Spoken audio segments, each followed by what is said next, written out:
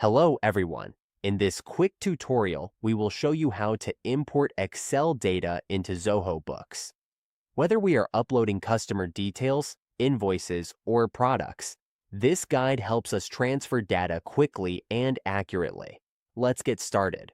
On the Zoho Books dashboard, we go to Items or Sales. For this example, we import customers into Zoho Books. We use a CSV file for this. A CSV file has one or more pieces of data in a single file, making it more efficient than typing each entry one by one.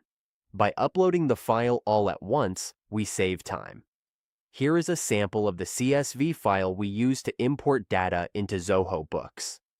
Now, let's go back to Zoho Books. As we see, there are only 3 entries. To import, we click the 3 dots, then select Import Customers. Next, we choose the import option.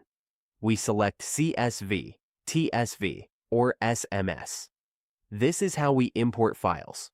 Once we have selected the option, we continue. Here, we choose the file.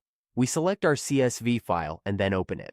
Since the file is already prepared, the next step is to match the fields, such as display name, customer ID, full name, or last name. This could be the company ID or customer's ID. Once we have matched the fields, we click Next. Let's minimize this window and wait for the data to load. It may take some time, especially when we are importing many customers. Once the import is done, we can see the status. 3 records have been skipped, and 8 fields need to be mapped. We just need to view the details. Here, we can add or match fields that are not on our list.